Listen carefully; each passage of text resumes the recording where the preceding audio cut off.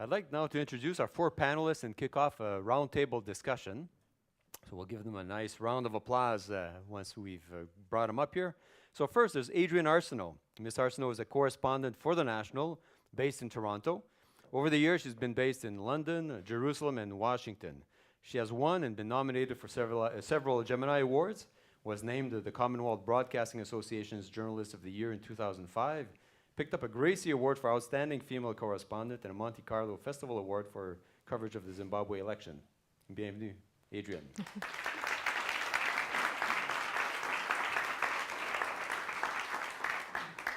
David Cochrane, Provincial Affairs reporter for CBC Newfoundland and Labrador and the host of On Point, CBC's weekly political talk show.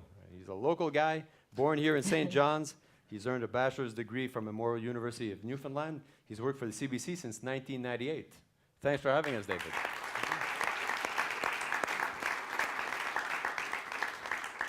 Céline Galipeau, the anchor of le Téléjournal de Radio-Canada on the national network.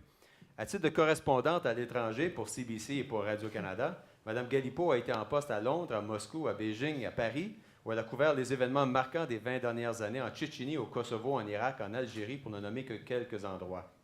Elle est notamment lauréate des prix des médias d'Amnesty International de 1995. En 2009, elle a été nommée officière de l'Ordre national du Québec et désignée comme l'une des femmes les plus influentes au Canada par le Globe and Mail. Bienvenue, Céline.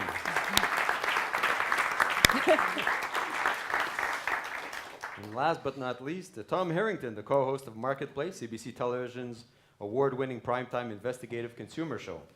A native of St. John's and 9-time Gemini nominee, Tom Harrington was previously the sports correspondent for CBC News, reporting for The National. He's worked in Calgary and in Montreal. He's also been a member of CBC sports broadcast crew at several Olympic Games, the Commonwealth Games, the Pan American Games in Winnipeg, and the 2010 World Cup in South Africa. Tom.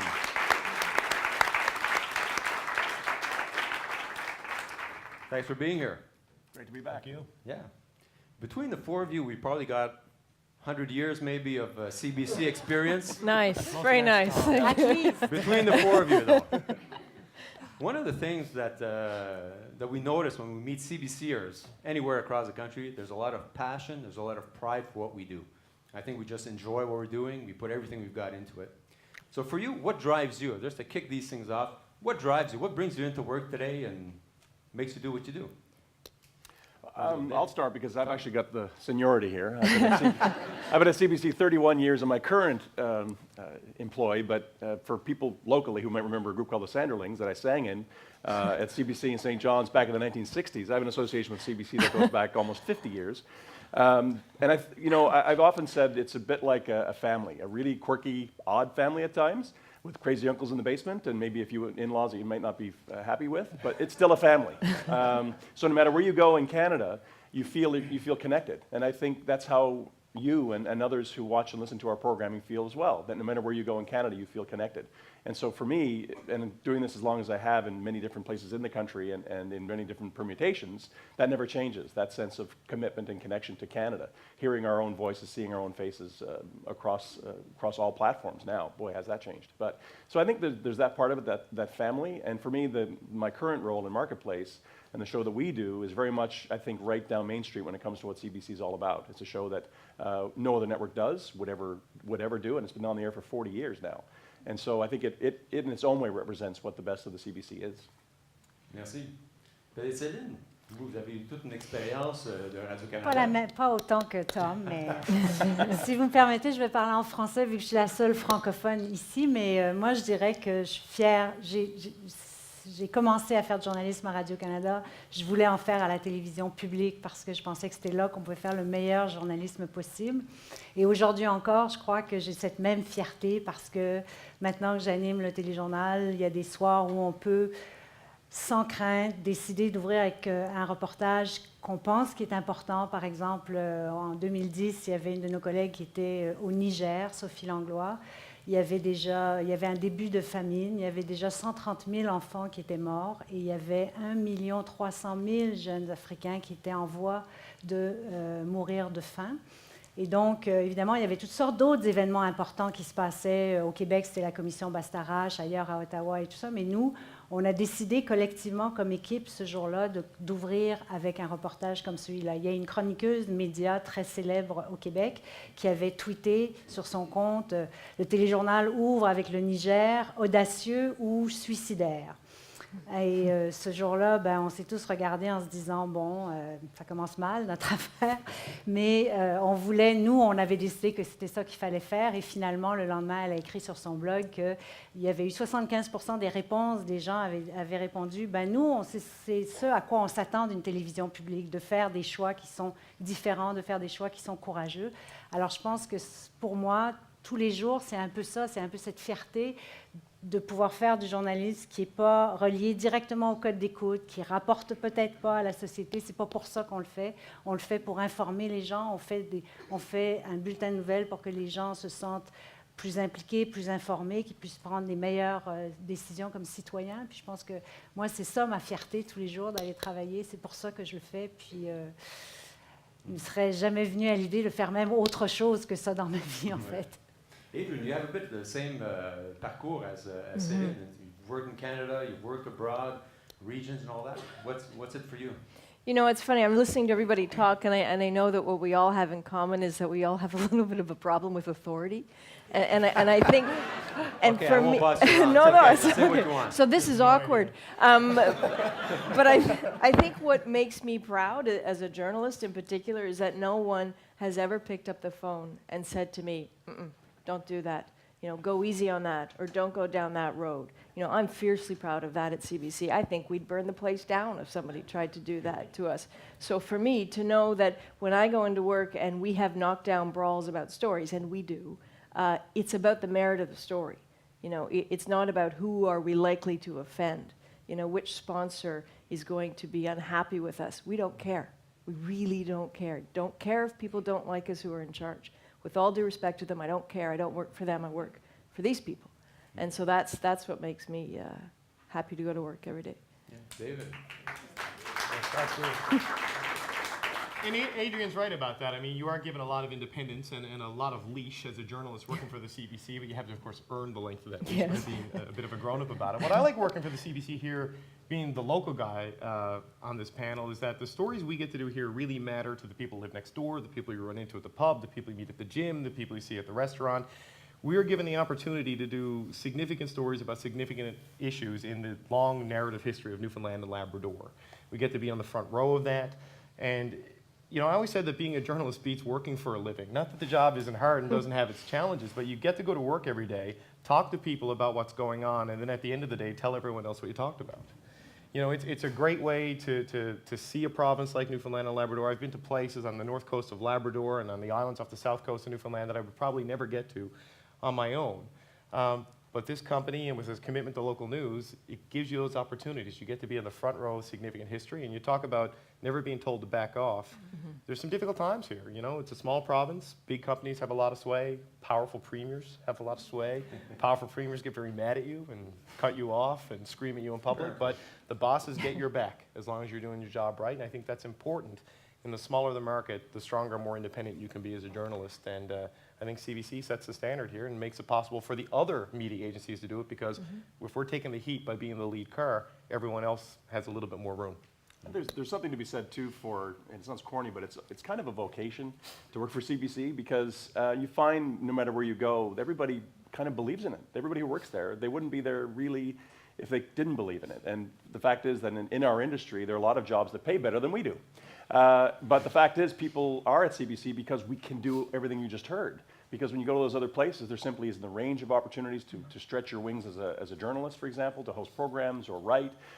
You don't have the commercial interest pressing down on you. I know on my show that's a huge issue at Marketplace, but yet there's a wall between what we do and everything else, and it's protected, and it shows. I mean, people are enjoying our show more than they ever have. But the idea that everybody who works at the CBC believes in public broadcasting, much like the people who watch and listen to it. We have that connection I talked about. I think that's so significant, and you really do see that. And people have been around a long time, and we've been through a lot. Boy, I've seen a lot happen to the CBC in 30 plus years, but I still care deeply about it. I do. One of the things, Céline?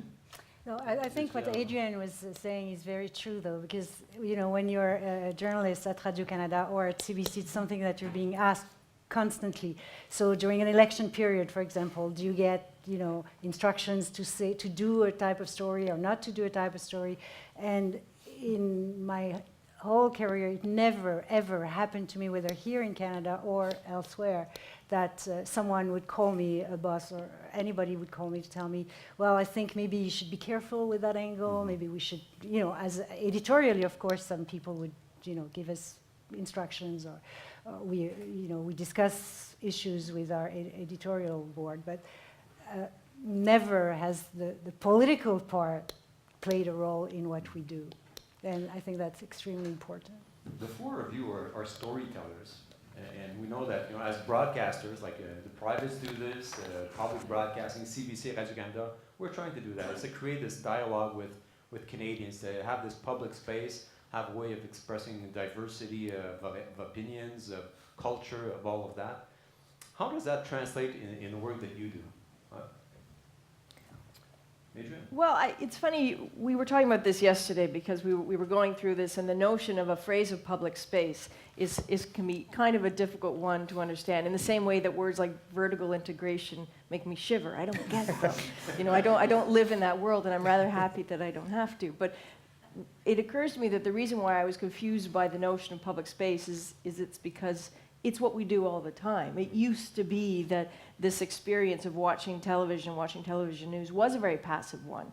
There were white men who made decisions about what was important for your life, and they showed it to you on television, and you watched or you didn't, and that was it.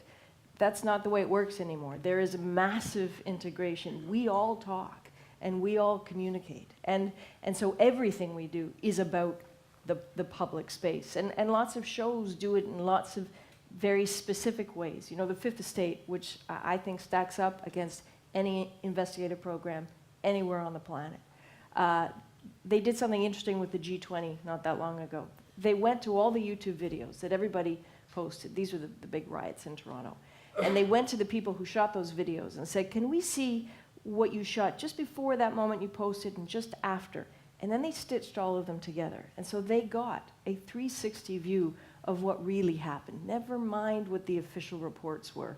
They saw what really happened. And so this interaction with the public, this ability to work together to investigate and reveal the truth, is what they do, what we do all the time. How do you think that this public space might be different for a public broadcaster, for CBC, versus what our competitors are doing? How do you see that? I think if I may, I think the expectation is different because you own us.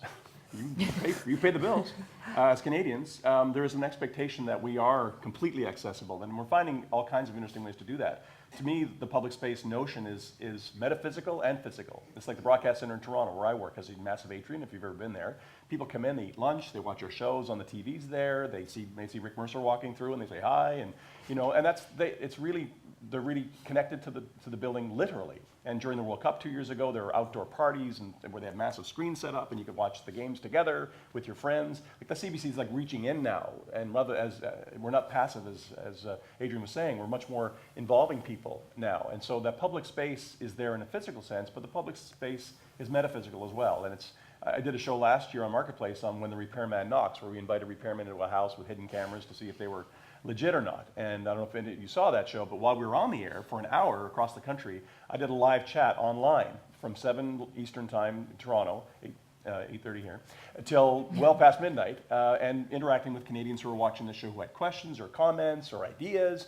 So we were responding, but everybody could read that. So people were learning from each other, they were learning from us, we were learning from them, they were hitting us over the head, they were criticizing us, they were giving us kudos. It was fantastic, and we'd never done it before. So suddenly we reached into a whole new part of the country and gave them access to our show, and we got access to them that we'd never done before. That's public space too. Nous sortons d'une élection au Québec. Oui. C'est comment ça se traduirait peut-être dans cette expérience-là? C'est drôle parce que quand on a commencé à parler d'espace public hier, moi j'avais aussi un petit peu de difficulté. C'était un peu théorique comme principe.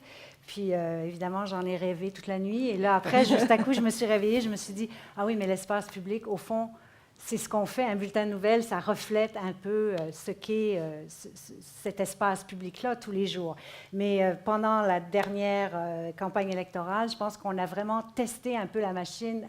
On l'a poussée assez loin parce que Dans nos bulletins de nouvelles, on a eu plus de à peu près 1200 voix qui se sont exprimées, des gens différents qui sont peut-être exprimés plusieurs fois, mais des points de vue différents dans nos bulletins de nouvelles. On a eu, je ne sais pas, plus de 400 candidats qui sont venus s'exprimer sur nos ondes. On a eu des citoyens. Nous, on est allés dans des familles pour essayer de voir ce que les gens pensaient, parce qu'une élection, c'est d'abord et avant tout des gens qui votent. Et donc, on a décidé qu'on irait directement chez eux pour voir. Et ça reflétait tout à fait en fait, ce qui est arrivé, quoi. Les gens étaient un peu indécis et tout ça, puis peut-être qu'on pourrait parler plus d'indécision, on pourrait parler plus de sagesse populaire. Finalement, les gens étaient très sages, mais il y a eu une expérience extraordinaire avec la boussole électorale. On l'avait déjà essayé aux élections fédérales. Cette fois-ci, les gens étaient un peu plus familiers avec le concept, mais c'est-à-dire qu'on permet aux gens de comparer leur position sur certains grands enjeux d'une campagne électorale avec celle des partis.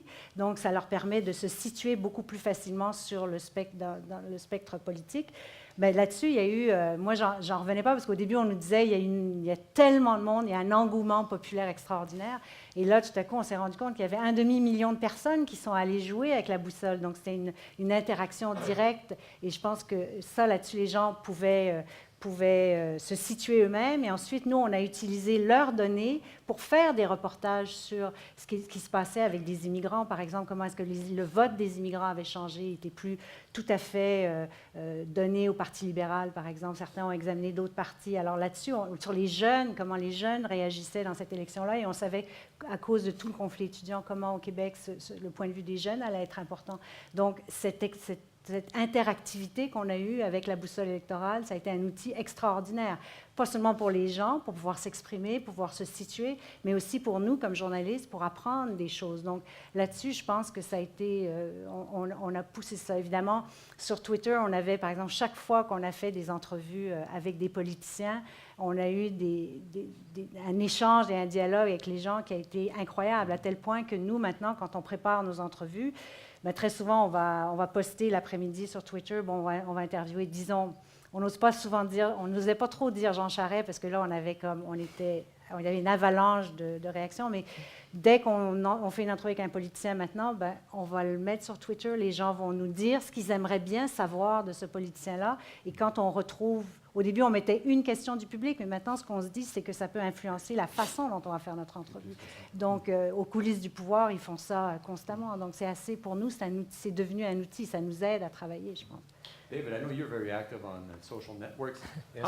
How does this new technology in general, but social networks, how does that influence the work you do? Well, we use it a lot on in the last year we've launched 2 shows here, both dedicated to that public space that we're talking about, On Point and On Point Radio. On Point is a television show on the weekends, very similar to Evan Solomon's Power and Politics, but shorter and more local. The radio show is much more interactive. And we have usually 3 politicians in the studio each week, but we reach out for feedback less so on phone lines and more so on social media. We use Twitter for it. And what I found is really good about that is we're getting a whole new audience and a whole new demographic participating in political discussion, and that's under 35s, under 30s, under 25s, and in some cases under 20s. They're much more active on social media than on Twitter than they are on Facebook, which is sort of becoming the Florida of the internet. Twitter is really their medium of choice. And they weigh into it through Twitter much more than they ever would if we said, call this number, leave a voicemail, send an email. Because it's more Twitter, Pinterest, and text messages than it is even what we consider cutting-edge social media, things like Facebook. So we use that, and so you get one of the big issues in politics in this country is a total level of youth disengagement. They don't vote, they're not listened to, or they feel they're not listened to. They feel like they don't have a platform to raise their issues and speak. I know it's only 140 characters at a time, but with the way some of them can type on their thumbs, they can hit you with 6 tweets in a span of 30 seconds and make a point which we can bring on the air, or a question that we can put directly to a politician about an issue that matters to them. And I think that's interesting, because the civic conversation, the public conversation in this province tends to be dominated by people of a particular generation who we've heard from for a long, long time. And if we can use our BlackBerries and our iPhones to reach out to the next generation of players in this province, I think that's interesting. It breeds a loyalty between us and them. It brings a perspective that we haven't always been getting. And we're speaking to them on their playing field. We're not making them come to us on our terms. We're going to them on theirs. And I think it's a very interesting way of engaging a whole audience that, let's face it, you wouldn't think would be that interested in a political radio show every Friday afternoon. One of the things that, when Ibal was speaking a while ago about the strategic plan, everyone, every way, One of the big priorities is the region, the place of the regions. How do you think, why is that important? How does it play out in the work that you're doing?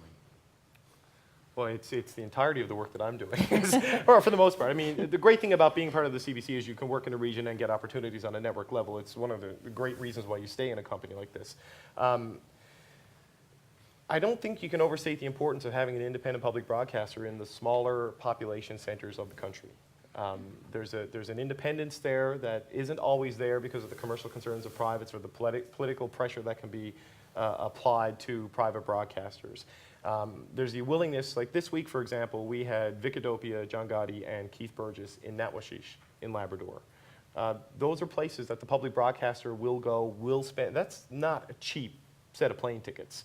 That's the sort of place that we'll go, the sort of stories that we're willing to take on, and it's important that we do it. Now, the challenge we have as a national broadcaster is not to sort of ghettoize regional stories and have them only told on the regional platforms, like on Here and Now or On Point or the local radio shows. We need to find a way to get more, I think, of those regional stories up onto the network level. We do a good job of it. I think we could always do a better job of it. Maybe that's my bias as a regional reporter, but there's parts of this province and parts of this country that there's no market forces that are going to put a television broadcaster or a local morning radio show the way we'll do it in places like Labrador. It just won't be done by the private sector. So it provides an opportunity to tell those stories to the rest of the province and to the rest of the country, and it's really only CBC that's in that game. So C'est la même what are chose the au niveau challenges? national aussi. You were talking regionally, but for us, for example, during the election, for the first time, we decided to take our show on the road. So we went to various cities. We took some national issues, but translated them into a more regional way. So we used local reporters. We went, for example, in Quebec or in Rimouski or Trois-Rivières, and then we took a national issue and we just transformed our show into a regional show, and it was really interesting because même pour les gens des stations locales, c'était extraordinaire de pouvoir travailler avec nous. Par exemple, on a pris des caméramans sur place. On avait bien sûr une petite équipe à nous, mais on avait des caméramans sur place, des techniciens qui ont pu travailler avec nous, les journalistes locaux ont travaillé avec nous, et ça a donné un résultat très intéressant parce que c'est des points de vue qu'on entend peut-être moins souvent, c'est des intervenants qu'on voit peut-être moins souvent. Et je crois que ça a donné une couleur différente à la façon dont on a couvert ces élections-là, je crois. Ça a reflété une diversité de voix, d'opinions qu'on n'aurait peut-être pas eu si on était restés tout le temps à Montréal. Et on nous reproche, à nous aussi, du côté francophone, d'être très Montréal, centré sur Montréal. Donc, ça faisait du bien. What you were saying about there aren't the market forces to do it, it's really interesting. You know, for me, I travel to a whole bunch of places, and I'm struck by how lonely it is sometimes because you don't bump into your colleagues from the private sector very often. You know, we were in Attawapiskat a number of times over the last year or so, and not just flying in and out, which I saw some of my colleagues do. Colleagues I had great respect for, the people themselves. You know, we stayed, you know, because there are places it's important that not just to go there, but to be there, to wake up there in the morning, to watch what happens when the kids try to go to school or not go to school. You know, to find the key to the room that holds the donations that Canadians provided and say, hey, how come these haven't been distributed? You know, to go stand at an office and wait until the leadership of that community is supposed to be there and say, where were you, what's going on? You know, this loneliness that we encounter, I think, is a tribute to this organization, because it's not cheap to go to these places. It's really, and it flies against, I'm sure, what a lot of people would think would be a good idea, to get in and get out and get the story done and put your marker there. They don't think like that. It's like, if you're going to do the story, show up, go there, do the story, and bring it home, and go again and follow it up. You know, and it is a pretty lonely endeavor, and internationally too. I can't tell you the number of times, I know you've encountered this, we go to places where we know something is happening, and it's about to happen, and it's about to become something we talk about, and we bump into the BBC, and it's the BBC and the CBC, and sometimes some of the French colleagues from Europe, and that's it. Picking up on the idea of overseas, but coming back to Canada, which is massive, as we all know. It's the biggest, it's a massive country, and here we are as a broadcaster with 30-something million people. We are working with a budget that's near the bottom per capita of any public broadcaster in the world, in a country with 6 time zones, multiple languages. And when I joined the CBC in 1981, there were 12,000 employees, about that. We were doing English and French television news local. There were no news channels. There was CBC radio. There was no web, nothing else like that. Now we have multiple channels, as you know, multiple platforms with half the staff, less real dollars than we had back then, and doing more than most public broadcasters are in the world. So reflecting a country of this size and so diverse is really difficult. It's one thing to send people overseas. It's one thing to get people up north or out west or down here. So I think that's an ongoing challenge for us, to be honest with you, and that's frankly is a money issue. Hubert's talked about the choices the corporations had to make in recent years. We've made those choices for many years. They're just getting harder and harder and harder now, and so reflecting the regions to the other regions remains, I think, the nut we haven't cracked yet. It's still a work in progress, and I'm not talking only about news and current affairs here. I'm talking about everything. We see Republic of Doyle, which I love, and I know you guys love, and it's a fantastic success story. It kind of happened outside the CBC. We have it on the air, and it's great, and we open the place up, and we promote the heck out of it, and all the shows that are on the air. But the days of the CBC studio in St. John's rocking out, all around the circle and everything else back in the day, those days are gone. I don't know if they'll ever be back. But so we have to find new ways, more interesting ways, partnerships, that kind of thing, to reflect ourselves to each other. And as to echo what everybody else said, we're the only ones who will do it. I guess you bring me to the last question, because we're soon running out of time, but we know that we're going up for a license renewal in the fall, in November. If you had to say, why is it so important to have a CBC Radio-Canada? Why do we need a public broadcaster still today in 2012, even though there's a lot of choices rather than 50 years ago or 75 years ago? What would you say? As a Canadian, I want someone to get my back. I want someone to poke people in the chest and ask them questions. And I know that the CBC will do it. I know that we will ask uncomfortable questions, and we'll be slapped for it, and I don't care. I'm glad that I have the CBC to wake up to in the morning. There isn't anywhere I would rather work, anywhere. And I will fight for this organization, because I believe that we get Canada's back, and that we won't stop doing it. It doesn't matter how much money they take away. I think it's not that we're not just your national public broadcaster, we're your local public broadcaster. We do 100 minutes of local television a day. We do news on Saturdays and Sundays on television. We do 7.5 to 8 hours of live radio programming a day, and then another 3 to 4 hours of that on the weekend. No one else is going to match that. If that goes away, that's gone forever. If that gets diminished, it's diminished forever. Local programming on the privates on the television side here don't increase until we increase. We announce we're going to 90 minutes, they go to 90 minutes. If we go back to 60, I guarantee you they go back to 60. That's just the way it's going to go. It's about competition and cost. But it's not just that we are the national broadcaster, we're the local public broadcaster. We're in Gander, we're in Grand Falls, we're in Corner Brook, we're in Goose Bay, we're in Lab City. We've got stringers in places like Marystown. That counts, that matters, and Newfoundland's a small population, but man, this is a big place, as anyone knows. Trying to get a satellite truck to a story here, how far away is that? 14 hours, These are the sort of challenges that we deal with in a province of 500,000 people, but we're there. And, the truck may take a little while getting there, but the reporter will get there. And all it will get there. It might get there. If it doesn't break down, yeah. The roads are bad, there's potholes. Okay, so bit of vehicle repair, but we'll be okay. Céline, pour toi? Moi, je pense que c'est important d'avoir une télévision publique pour les images qu'on a vues tout à l'heure, pour toutes ces émissions que Radio-Canada fait encore et que Radio-Canada est le seul à pouvoir faire. Parce que si on regarde, par exemple, à la télévision au Québec, par exemple, toutes les émissions d'enquête qui ont fait bouger le gouvernement, qui ont amené une commission Charbonneau, qui ont fait bouger la démocratie, en fait, au Québec, mais c'est pour ça qu'on fait, mais pas seulement pour ça. Nous, on prépare maintenant les élections américaines, et quand on regarde tout ce que Radio-Canada, malgré toutes les coupures, malgré tout ce qu'on a vécu depuis un certain nombre d'années, je dirais la résilience des artisans, la résilience aussi d'une direction, puis je ne dis pas ça parce que nos patrons sont ici, mais la résilience d'une direction qui veut encore nous permettre de faire des émissions comme celle-là. On a une programmation extraordinaire qui s'en vient avec des émissions comme Découverte, comme Une heure sur Terre, des grands documentaires, et parce qu'on est les seuls en ce moment à pouvoir encore faire ça. Donc moi, je pense qu'il y a beaucoup de fierté là-dedans, et je crois que vous demandez tout à l'heure pourquoi est-ce qu'on se lève tous les matins.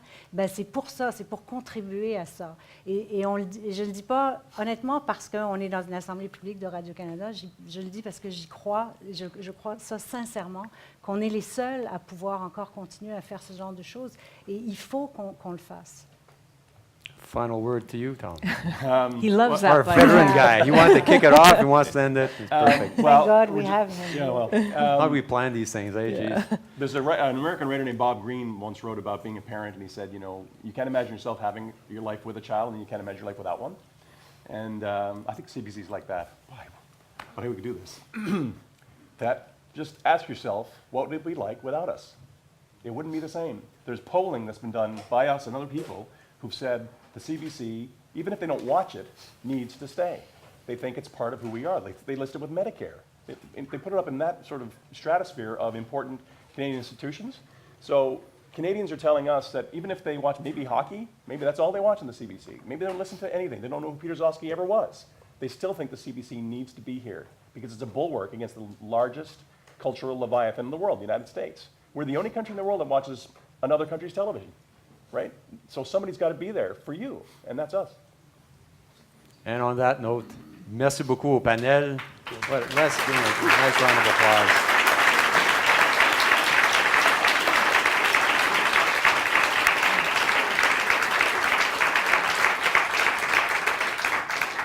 Très bons ambassadeurs de CBC et Radio-Canada.